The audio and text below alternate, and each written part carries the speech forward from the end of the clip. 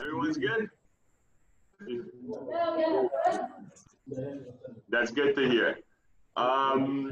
So if I see Dahabo also is arriving. Where is it? No, that's Deka. That's Deka, right? Deka, welcome back. Nice to see you.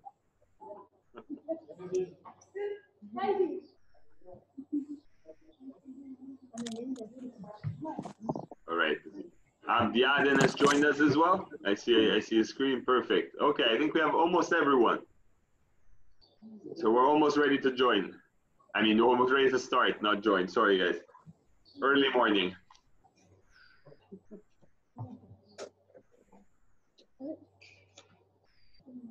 How is Toronto? It's cold. It's very cold, Grace, at the moment. And You still have the snow? We still have snow. Some of it has melted, but because in the last few days the temperature was a little bit higher, so it got a little bit warmer. It melted a little bit of the snow, but we have some of it still. And today, today and yesterday, it became colder again, much colder again. So it's really cold. The wind is -5, -6, something like that. -5? What? How do you guys survive with such temperatures? We have very, very heavy coats, Grace. These ones. Terrible. Oh, what? It's really very heavy. Otherwise, you would freeze. All right. Is everyone there in the dab? Should we start or should we wait a few more minutes?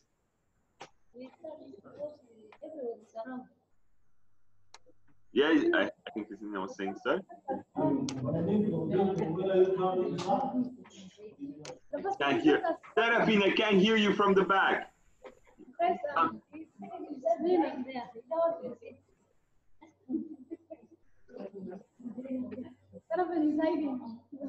Yeah, he's in hiding, Isnina. Why is he hiding? Is he scared? He said he has not prepared the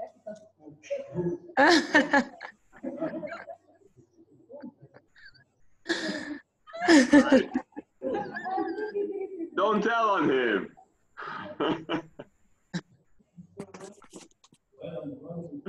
Okay, we'll figure the reading out. That's fine.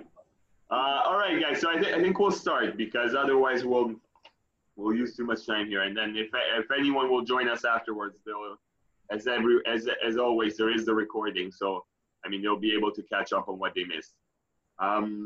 So good afternoon to everyone. I hope everyone's well.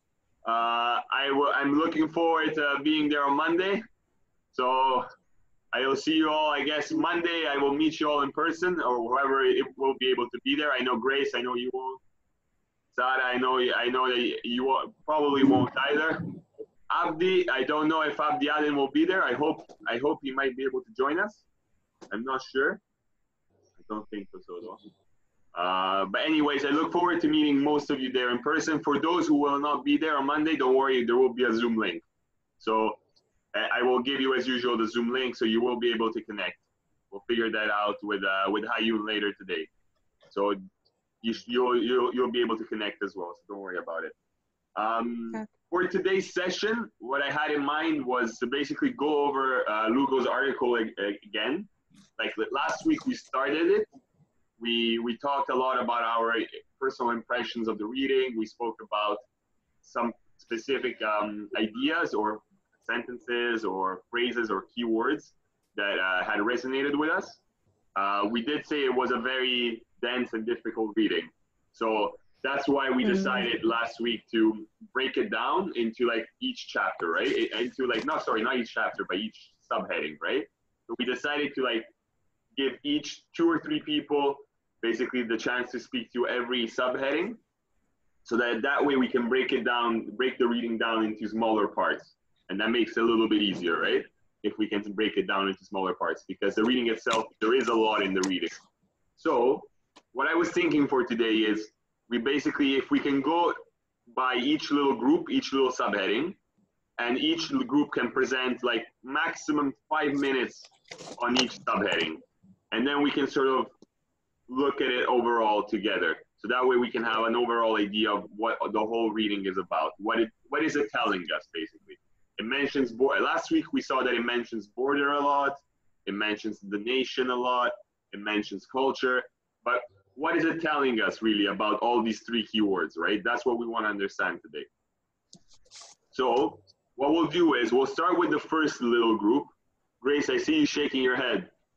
No? It's terrible. The reading was very difficult. Very difficult, yeah. You weren't here last week, so did you have a chance to watch the recording or no? It's fine if you didn't, don't worry. You don't have to. No. My internet has been very stubborn.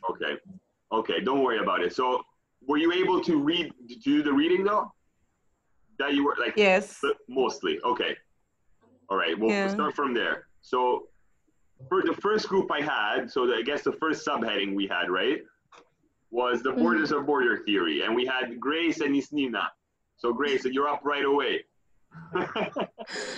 Oh. Unless Isnina wants to start. Isnina was here last week, so maybe she can start. Isnina, what I will ask that you do is that you basically just give us the main authors which the author is referencing, the main names that you see, and what are the main ideas, the key ideas from that part, basically.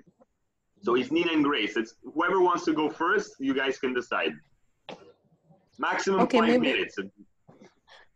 Okay, fine. Let me just begin, and then Isnina will come in and give us the overview of the whole chapter. So as I was reading the chapter on borders of the border theory, I noticed a lot of anthropological terms. Yes. And the author starts with some few questions, just asking about if they were to carry an archaeological border theory, how would they identify the sources and the target group? Where, like the author was trying to ask us where where is the, what is the source of the borders theory, and then what is it targeting? Like what is its target, and where do we get its source? So he talks of a lot of things, but he goes around and talks of production, consumption, and formation transformation theories.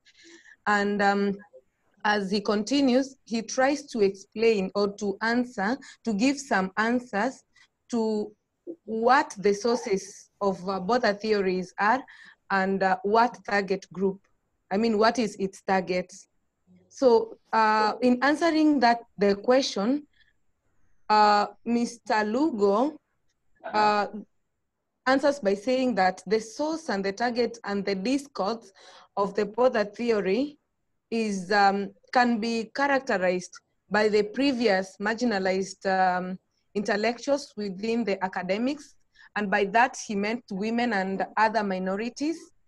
And then he talks of the outer limits of the nation states. And as before I continue, when he talks about the border theory and the borders and border theory, he first of all gives us the definition of what borders mean. And he gave us various definitions of what it means, but for me, I took borders as a boundary or a boundary or a limit of a state. So that line that limits somebody from moving to other person's territory. That is what I took as a boundary. So when he continues to talk about the boundary theory, he talks of not just being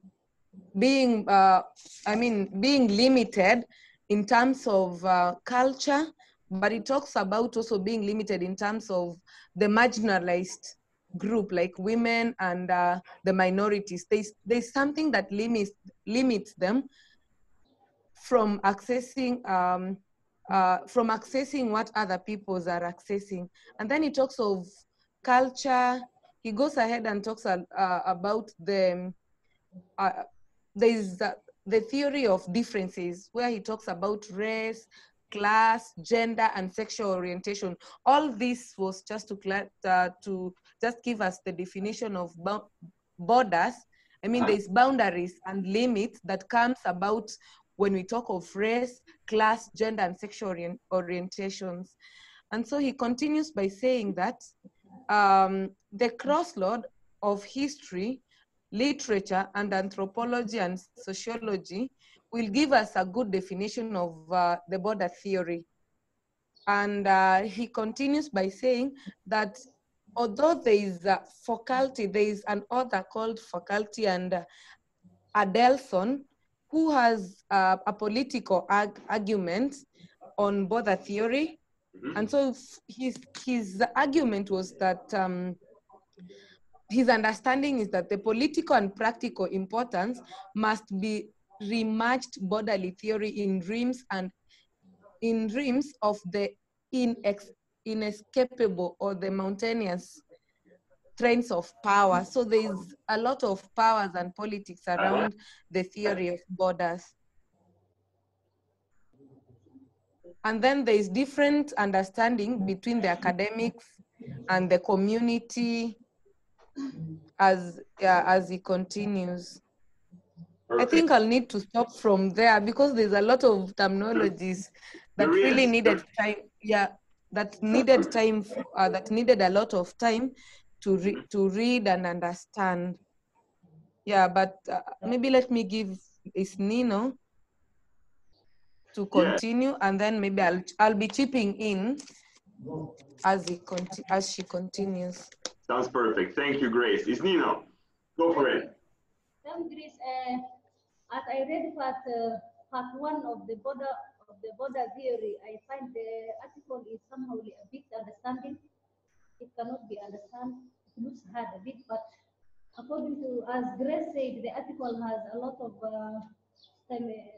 anthropological terms, and it has started with a lot of questions whereby the author has started with how will we identify its source and the target, where will we locate the multiple sites of the productions and the assumptions, formations and transformations, what are the multiple discourses producing the image of the border almost everywhere, and at least the minds of the academics. So the author has asked a lot of questions about what is happening inside, and I think I have understood that the image of the border is almost everywhere, and it is now focused on the minds of the academic and the minds of academics. It also talks about women and the other minorities and marginalized people in the theory of the difference through races, classes, gender, and sexual orientation. The author also encouraged us to go back and investigate about the border theory in real life situation, as it has been practiced by the past for many years in Westerners. So it has also talked about the cultural theory in a global context for the last impact of capitalism. It also talks about, and he has mentioned that there is a relationship that currently theoretical and political assessment in which has a lot of implications in having an inclusive spaces under the current globalization. So he also talked about whereby the border, when one cross the border, the minor language is eroded into a larger language from within the people who are maybe majority there. So it also talks a lot about the politics, about operation, how minor people, minorities, and women are being restricted, are limited. It also talks a lot about culture, and it talks also about imperialism. So there's a lot of ideas here, but I really don't understand it well, but that's how I have seen. That's what I came up after I read a bit about it. Thank you. Thank you, Isnina. I don't think you did not understand, Isnina. I think you understood it quite well. Both you and Grace understood it quite well. I wanted to get all the information inside the book in both parts, but there is a lot. I agree with you. There is a lot of information there, but not all of it is necessarily all important. You know what I mean? Like, you guys picked up on a lot of the most important themes, I think, which that's what matters. Maybe the only word I would add, sorry, Grace, did you want to say something?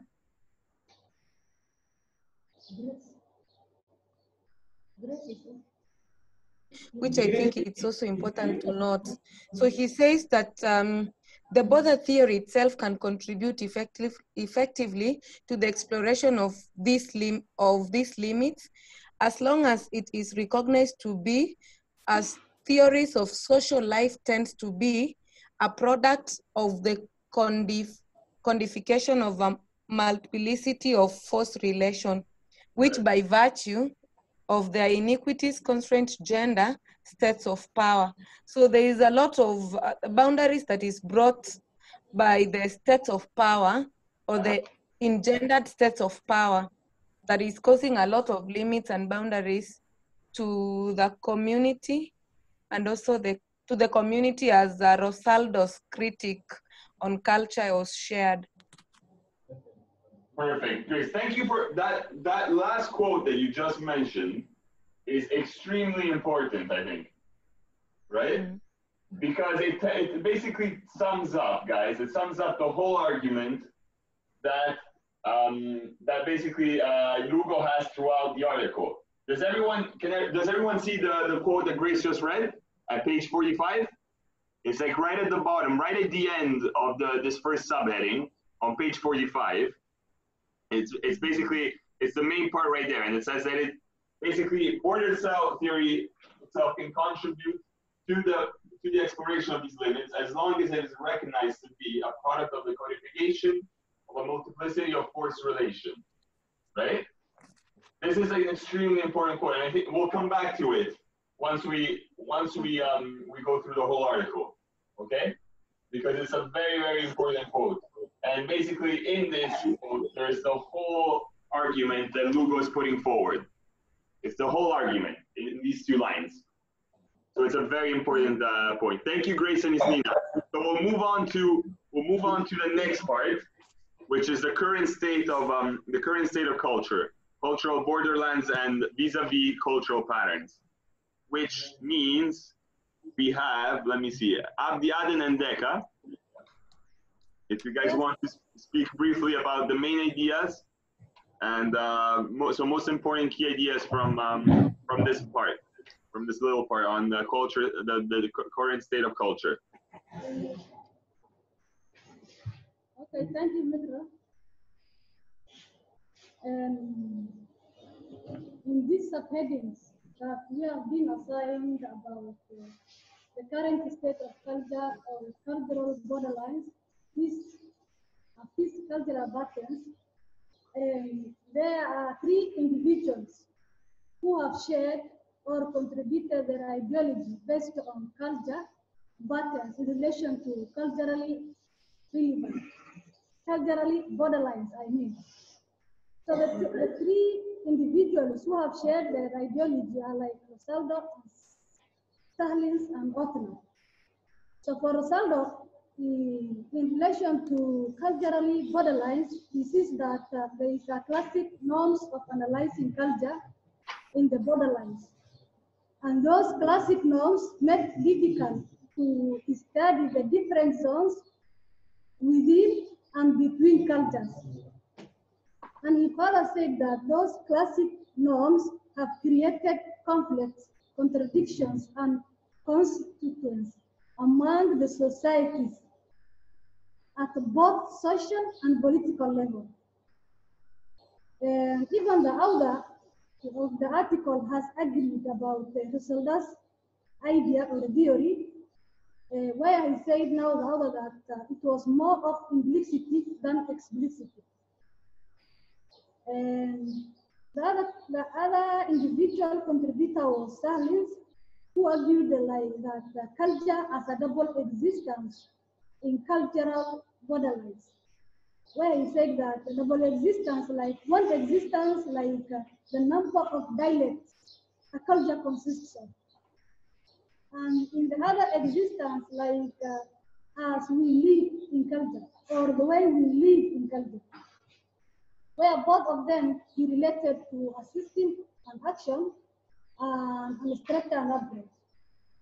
In the third individual, she's a female, and she has identified that there are many dialects in culture regarding to society by looking how the societies practice in their culture. And she was saying that those many dialects in the culture have been produced through human intention and action. Where now she has gone further and said that in the modern way of now living life, the way society practice is a system. And that system was powerfully controlled by the anthropologist. And she took an example within that subtopic we have been assigned, where she was saying American anthropologists have been articulated society's practice, especially when an outline of theory practice by a name of an author, for example, was translated into English in the year 1978.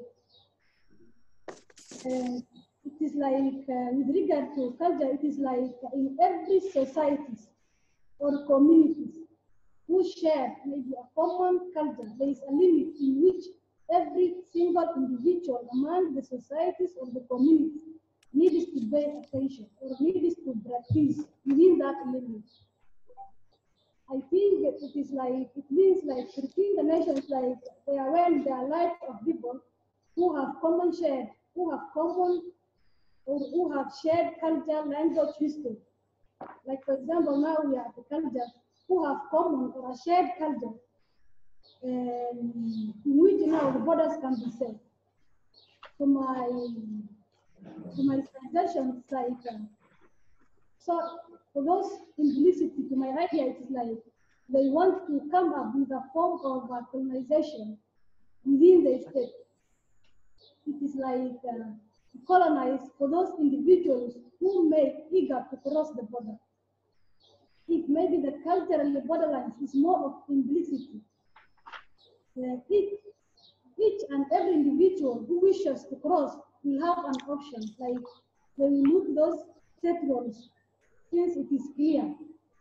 If he or she can decide to cross, he or she maybe can overcome those set rules, be it legal or identifications to pass through, be it language. If maybe if they can speak the language they want to speak in order he or she to cross. And with that subtopic we have been assigned, I think it was specifically talking about culture patterns, as I can see it. Maybe my colleague Abdi will shed some light on it. Thank you, thank you. That was Dahabo, no?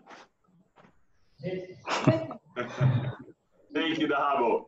So I think you touched a lot on a lot of the important elements in that subheading, especially the idea of the classical vision of anthropology of culture, and then a shared culture. And then you also spoke a lot about the double existence of culture, and we'll get back to those terms in a second. Abdi, do you have anything? Abdi Aden, do you have anything to add to the subheading? Okay. Okay. Thank you. Much has been said. I think she has almost all summarized the subheadings, but I would like to emphasize structure and practice. Yes. Tell me more. The Deka has talked about the main points of the tech, and for cultural patterns, where the other says that whether the other challenges the former anthropologist imaginations or practitioners, and he gives out that we need to consider in relation to socio-political and historical context in what anthropologists wrote before. So, and he sheds or she sheds light that the discourse of culture and society imagination, where he brings back or gives out the analysis of the role of the state, the law, and the nation in shaping and formulation of the concept of culture and the social life in general. This is where I want now analyze in relation to our subtopic that the other is saying that we need to revisit back the imagination or the definitions of culture what the former anthropologists have wrote before, and we need to formulate or redesign what the state, the law, and the nation can take part in shaping and formulate the concept of culture and social life in general. While considering that dominant culture and other minority culture, we need to think of that. Thank you. That's what I wanted. Much has been said by Deka. Thank you so much, Abdi Aden. That was a very good contribution, actually, as well. It added really well to what Dahabo was speaking of earlier. So I think it's very, very good. These are really good things to function, especially when speaking of minorities. And so again, we see two trends, right? I'll come closer to speak. So we see two trends forming, right? We certainly see for the moment that the author is speaking about, he's challenging anthropology, right? He's challenging the anthropological conception of culture. And the other trend that we see emerging from what you guys are saying is that also he's very concerned about minorities, right? He's very concerned about the inclusion of minorities. And so according to the author, border theory might help us understand the place of minorities within cultures. I think that's what the author is. These are the two trends that we see, right? So that are starting to form in the article. Now, let's go to the third part. This is like the most, like the crucial piece of his argument, right? Because it's also the longest part. So we have Abdi, Bishar, Hani, and Abulong. So I put three people purposely because it's a lot more. There's a lot more there. Abdi, I see that you're ready. Abdi Bishar, I see that you're ready in the front, so go for it. I'll leave you the floor. Thanks, Metro. Thanks for saying what ahead of me.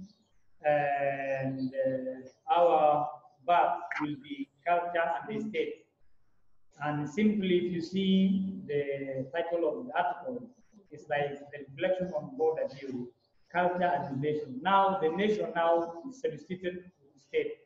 So in our path, the author is just narrating that there were perceived or beliefs that in the previous 1960s, socio-economic and political, and most importantly, the anthropologists had a belief about the state and the culture.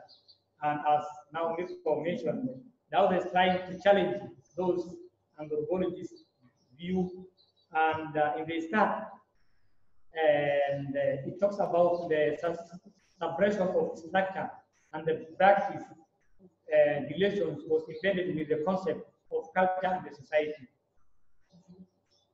And then it talks about human practice was, if you want to talk about human practice, was to talk about conflict, was to talk about history, was to talk about change, social transformation. And then all that, the ideas of masses past the industrial capitalism within the West, in a simple term, the masses past the capitalism, what we call state, had came in. And the state tried to intervene a new expansion of imperialism, colonialism, where individuals are directly monitored the state just to get disposal of power. In a simple term, it's like the state is like now trying to force the masses and their culture. The state is now going to have power to rule, the power to say, and the power, to oppress people. So in that sense, you see the masses pass the state. And in nowadays, when you're talking of the state, you're talking of the government. And the state is like the ideas that the Western people brought to rule people. And that's why now the author was talking about the state is trying to shape how people believe. It's not the belief is not from the people. How people believe, how people practice, and how people interact. It is not from the society, it's not from the cultural perspective, but it is the state that's trying to impose, to make people how they think. And within this part, the author talks about impacts of the state in the production of social section. and human conduct is kept. And that other is like guidance. The other idea we had within this part is the state creating civil hegemony, where the state creating civil hegemony, where not only the government institutions are practicing hegemonic practices, but also happening in the civil society, like the schools, like the working place, and like the families. That's what Grassroots 1986 is now trying to shape, where his ideas are now entitled that the state, what the hegemony, the oppression, the exclusion that the state introduced is not only remaining to the government, it's also remaining to the civil society. It happens in the school, there is hegemony in the schools, if it comes of curriculum, if it comes of strategies, methodology, all this. And then he talks about political. That's why he said political is power pursuit, and state is disposal of power. That's what he's talking about. The state is the one that has the disposal of power. And the other part is like some scholars, including the author of that book, have narrated. It talks about from who are coming from minority groups share their experiences on borderlines. And they narrated that our daily lives are crisscrossed by borderlines.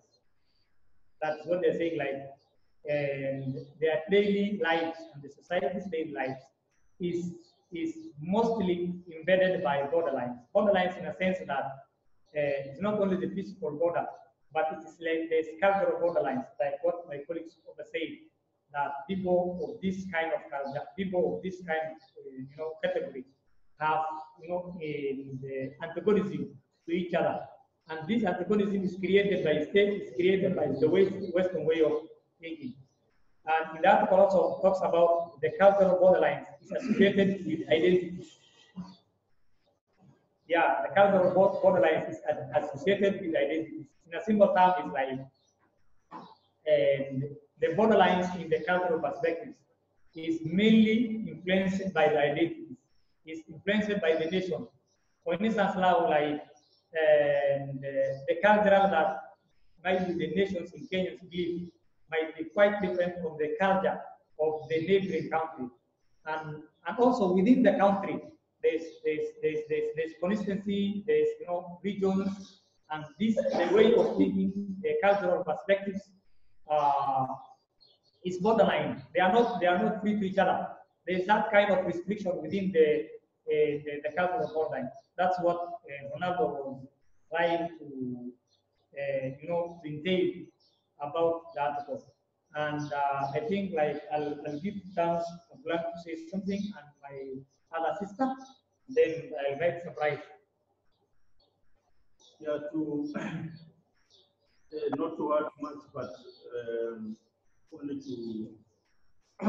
say something very short about the idea that Ronaldo contributed to this article. He was trying to say that that the transformation of the nature of the cultural, like from homogeneity to heterogeneity, which is from the individual based known, from one thing that is known to two different things, or to many things. That was the initial idea, and then based on this explanation, the scholars called Ranto defined the term culture, and he connected the term culture to borderland, and then as opposed to what the definitions of culture is known, like the common things that people share together, the uniformity of the way of life of different set of people in the then now we change that one to Borderlands, where it becomes culture now, goes out from one place to another. Then he has also, this writer called James mentioned the thing called war of positions, where now the elites and the masses are fighting, are trying to struggle for themselves, to have a place in the society. And then, yeah, basically these are, in a very short way, these are the things, those are the things that I've actually thought I could handle. Thank you, Abulong and Abdi Bishar. Those were, I think you guys tackled quite a lot of important points from the section. There is Hani is not here, right? Hani cannot contribute because she's not here, I think. I don't see her on the screen. So, okay, so that's fair enough. I think Hani is not, I think, is not connected. Yeah. Let me summarize about the idea of culture and the state in a very simple term. The article says like it takes like social border, and that is the significant point about this state and issues of culture and state. And he's saying it becomes silenced with the gender. That means there's borderlines between gender, borderlines between classes, borderlines between races, ethnicity, nationality, state, and politics. So, like, you know, when you are talking about the culture of the state, it's like the state, which they mean the Western, you know, way of governing, is bringing borderlines within the society in that one. I think that is what I wanted to add. And then remarks, I give the rest to say something. Thanks. Thank you, Abdi. So Western way of governing is bringing the borderline. That's within culture. I got that much. Okay, let's try to move on to the next one. So let's go towards culture. So since we've been talking about culture, I guess culture and nation. Kassahun, I see it. There you go. I see Kassahun already ready to speak to you on the point. So I'll go, Kassahun. I'll let you continue. I think our reading is like culture and the nation and the emerging communities. So I think from this reading, when I read these parts of the article, it's like Benedict Anderson was making differences between like the difference between culture, nation, nationality, nation states, and all that. So I think with that, Benedict Anderson is calling like the nation is like the imagined communities or homogeneous. So it's like, according to him, it's like the nation are imagined communities simply because it is these people who speak the same language, who live also in the same geographical area, and at the same time share the same history. So with that, he is arguing that these people always have deep and horizontal comradeship. It's like the horizontal comradeship, in a sense, it's like the situation where every person feels that they belong to one another. Even if it's very difficult for a nation, for people who speak the same language to know each other. But wherever they are, they think like they are one. They also know where they came from. They also know that they are there, and the same history. Then from what is this part of that is also talking about the historical aspect of how the nation state or nationalism came into being, because like from 1820s up to 1850s, there emerged linguistic nationalism in Central Europe. Then from there, like from 1922 all the way to 1917s, there also emerged nation states. the one he called imagined community. So there is also, after that, there is also print capitalism that came, the one they called the novel and the newspaper. Then there is also from 1960s to 1980s, there is also this idea of saying like to cut the head of the king. It's like that was the time when the end of the dynasty or the imperialship ended. Because it is saying that this nation and nation stating is not something that has happened overnight, but it was something come over the years through resistance, where the oppressed are resisting the oppressors. So in a sense, the oppressors are now like the kings, like the imperials are the ones, or the dynasties are the ones who are oppressing those other people. So it is like after a long period of resistance. In the article, it was even mentioning like the civil rights movement in the United States of America in the 1960s. It is also making the struggle the African makes to decolonize themselves from European colonization, and also the same situation in Asia in those countries like India. So I think the article is also, I found it very interesting because it clearly brings out how the nation states, which was once like people, like in the late 19th century, people think like it was something that was impossible, but from the late 20th century, it is becoming something that is very effective. And then from 1990s onwards, we can see where even most Eastern European nations, like the former USSR, almost all of them got their independences from USSR, the former Yugoslavia. It is also the same situation in most countries in the world. Like if you go, if it is in Spain, there is the Catalonia.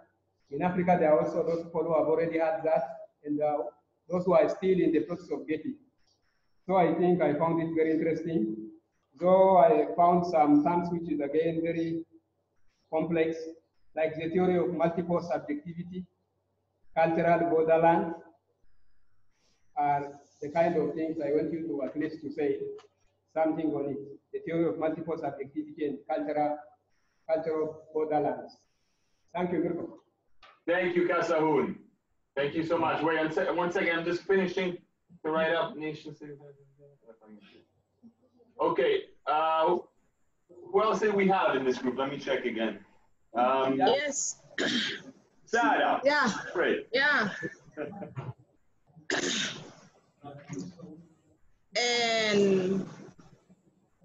And Benedict claims that the nation is always imagined community. That he gives, and that they give their members a sense of belonging and identity. He also believes that society on a national identity is imagined through community with the same experience. In his perspective, he shared the shared experience can be achieved through the role of mass media. Anderson have identified that mass media is a key instrument in the social construction of imagined community, because this has also eliminated the geographical boundaries that exist in the community. According to him, imagined community as a group that has a common language and that is generated from the use of a print capitalism, like the technology, the mass media, and the newspapers. Social group was, and he also talks about working force is based on gender, age, and education in both countries, whether it is developed or undeveloped countries. With those few remarks, I can welcome Mohamed to add more. Thank you, Sahra. Thank you so much for those remarks. Thank you so much for bringing in the element of mass media. because that is an excellent point that really, I think, helps us when I'm trying to understand the notion of imagined communities as basically as outlined by Benedict Anderson. And I think this idea of imagined communities is central to this piece, right? So basically, that's a very important point. Mohamed, I see Mohamed Hajji is there as well. Mohamed, would you like to add anything to what your colleagues have just spoken about? Let me see if Mohamed can. I don't know if Mohamed. Yeah. Okay, Mohamed, do you want to add anything to the subheading? For me, I want to add some few points. Okay. The relationship between the culture and the nation, based on the concept of Africa and how they are interrelated, culture and relation. Like in Somalia and Djibouti, we have the same culture, we have the same traditional, we have everything. Because before the colonization, we were in the same country, just we have been divided by the British and the French. So, but we have a different, and what they call, we are different nation. Yeah, they are just as you can see. And also, as another example is like Kenya. They have also Maasai. They have what they call Kikuyu, or somehow like this. They have also the different culture, and also they have the same nation, all are Kenyan, and the people. So that is the nation. Also, we have in regional culture that we have the same culture, and if you can see in East Africa or Horn of Africa, like Ethiopia, Kenya, and Somalia and Djibouti, those who call Eritrea Horn of Africa have the same culture. Some of them they have. Maybe you can see some people who live in Somalia also have the same, live in Djibouti, or maybe live in Ethiopia. The same language, also the same culture, the same everything. They are interrelated to each other. In Africa also, in East Africa, in Tanzania, Uganda, Kenya, Rwanda, they have the same culture, they have the same also language, what they call Swahili. And so these are the relation between the nation and have also the culture. That's what I had from the general concept based on the Africa. In Arab also is the same, because you see all the Arab countries have the same culture, have the same also language, have the same traditional, have the same, but they are different nations. Some they have local languages that are used normally. Some they have what they call lahja. It's also different how they pronounce the pronunciation. In Western also maybe we can find the same as. So that's a few points that I want to add. Thank you, Mohamed. And well, what you're basically doing, Mohamed, is actually you are using the concept of border theory to argue that the nations that exist in Africa are not as solid as they look, in a sense, right? So you're saying what you're saying is that actually you're using, in a sense, Benedict Anderson's point of that the fact that nations are imagined communities, right? And so that within those communities, actually, there could be differences. And those differences to exist. And what you're pointing to are specifically our ethnic differences that may exist between, for example, Maasai, Kikuyu, but still part of the Kenyan nation. Or on the other hand, the similarities between, the cultural similarities that exist between Djibouti and Somalia get separated by a nation, by two nations, right? So basically what you're doing, in a sense, is you're using the construct that the article is outlining of borders to actually treaty nations. So that's very interesting. So keep that in mind. Now let's move on to the last part. So the last part, we have Seraphin and Dahabo on the nature of the state versus the state of nature. Now, Seraphin, I see that you are ready, so I will leave you to talk about it. What are some of the key points from this section that we should talk about, that we should be spoken about? Thank you very much. from the nature of the state to the state of nature. This someone may have problems or not understanding it, but it is related, but it is not. Here saying, to my understand, I say that from the nature of the state is said when the government is doing what is required to the citizens and to the government itself. When the borders are well protected and when the citizens are getting everything they need. Here I say that I saw how Mexico and the United States was brought in this topic, and I remembered how the president of USA is struggling to make Mexico or to avoid the Mexicans to enter in America, and that is how to protect the border. So here, in the nature of the state, from the nature of the state, the government protect its borders and protect its citizens. And here, they emphasize about wars. Wars, they said about wars. The foregoing emphasize on war, contestation, and power relations in society and culture, more than a faithful commitment to communist utopia. Here now, I thought about the communists, the way they think or they promise great things which they cannot even fulfill. So in this, from the nature of the state, we have to understand that the government must do whatever it can to protect its borders and its citizens. About the state to the state of nature now.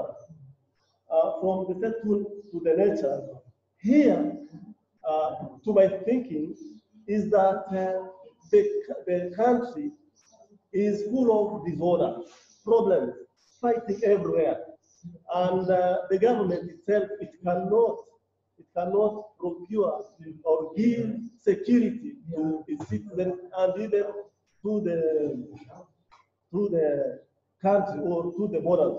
Here, the author said about something which is very important, where he said that he said that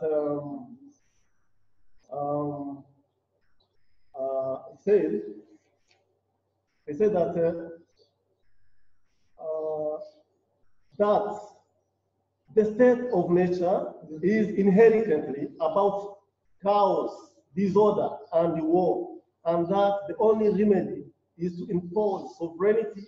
The key to that order and harmony will exist. You see now, in this case,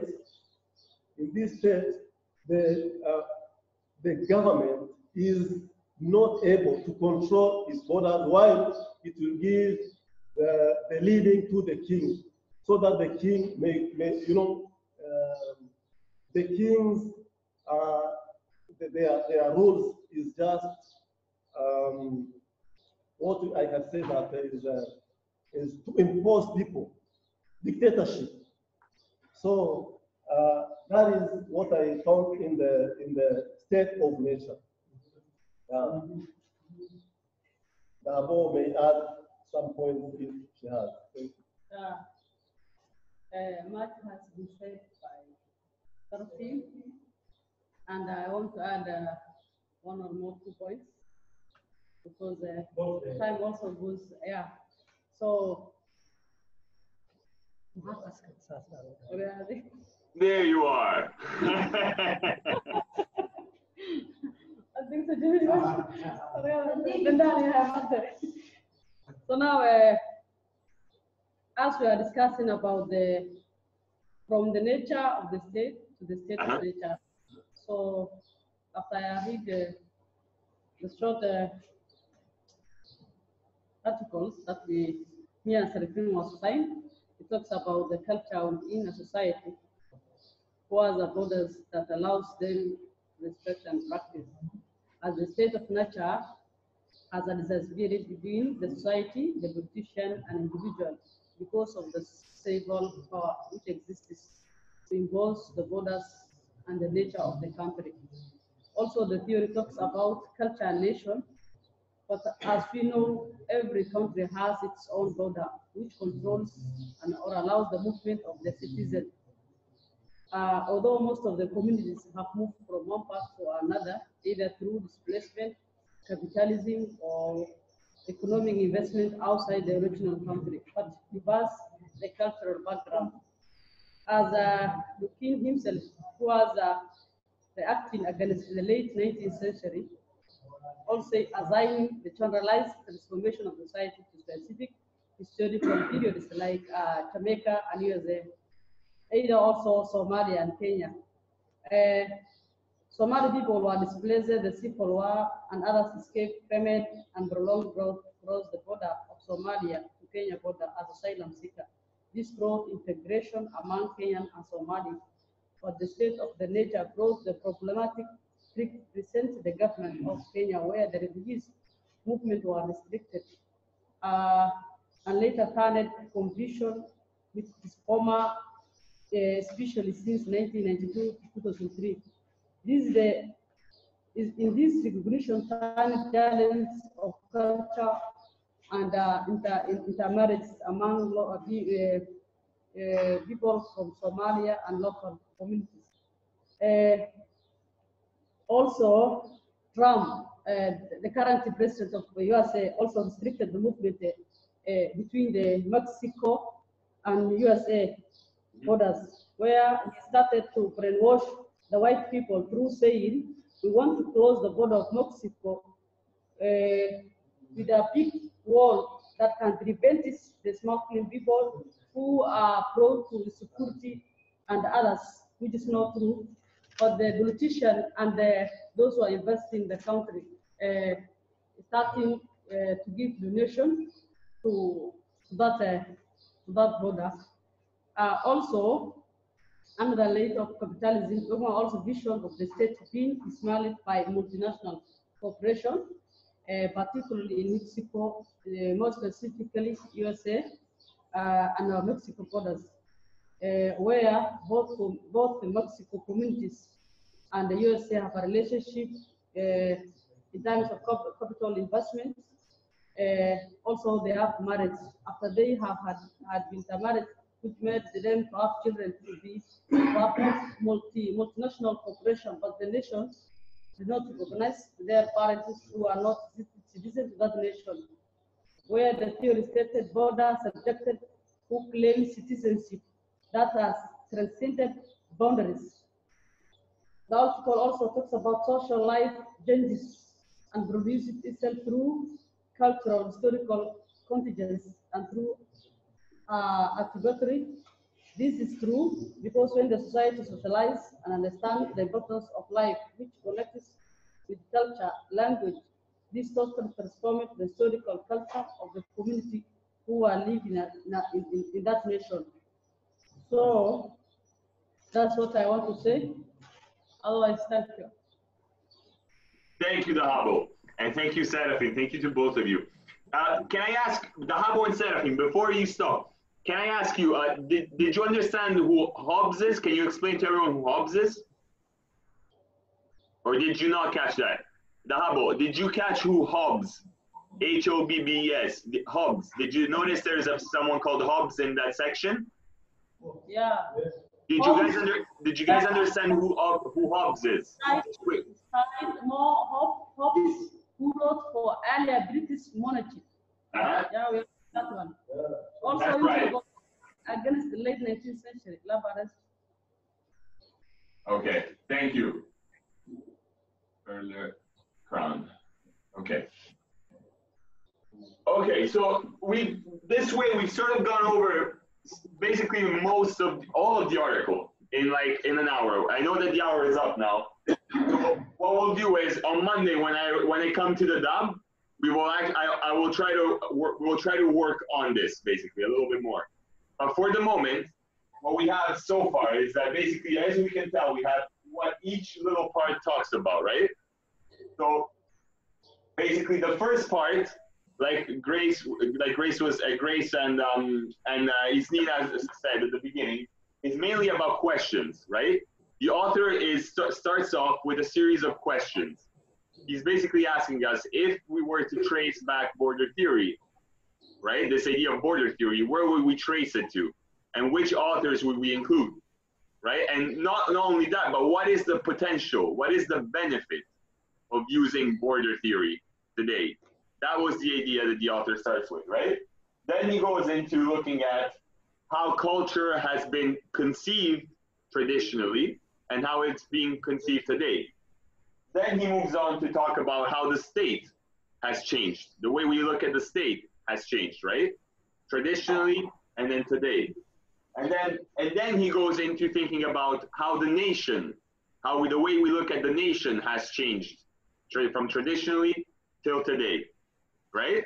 And then finally, he talks about what Dahabo and Seraphin called the state of nature. So basically this idea of how is humanity on an everyday basis? What is the state of humanity, right? So these are sort of the main ideas that he talks about. And what is common throughout, or seems to be common, according to the author, is a sort of shift, right? He sees a sort of shift between how we looked at things beforehand and how we look at things today. And what he's arguing is that a lot of that is because of the history, is that because of how things are changing, right? So that is more or less the main argument of the author, all around. Now, we'll look at the argument more specifically and what border theory actually is when I arrive on Monday. We'll talk a little bit more about border theory. Okay? Sounds good? Good. All right, guys. So I think that our time is up today, unfortunately. So that is all for today. Thank you so much for summarizing each subheading. I think, Grace, you weren't here last week. Do you have a better idea of what the article is talking about now that you've heard from each person? Yeah, it is. Is it a little bit clearer now that you've heard from each and every one of you? Like now you have a little bit of an idea of each subheading, right? The main ideas in each subheading. So it's a little bit clearer, I think. But it is, you're right, it is a very complex article. But we'll get there. We're slowly we'll get there. And also you have to think about that in your masters, you'll be reading a lot of articles which are this way, which are very dense and they seem to have a lot of stuff inside, right? But the point is to try to understand what the main argument is all the time that the author is making. And I think you guys always do understand the main argument. So that's what's important. Okay, guys, I'll let you go because I know that you have to walk back because it's time for you to go. Thank you again for today. I will see you on Monday in person in the DAB. And everyone else, I will see you online, and I will communicate to you Zoom links for everyone who's connecting remotely. All right. So guys, have a great weekend. Stay safe and take care. And I will see you on Monday. Yeah, welcome to. We will say to you, welcome to that. Come safe. You come safe again. You are lucky because whole department will be green. You sent us the notes. Okay, thank you. Dahabo, you need to welcome Macro when he comes to that. They will. Thank you so much, guys. I will see you on Monday. Have a great weekend, okay? Take care.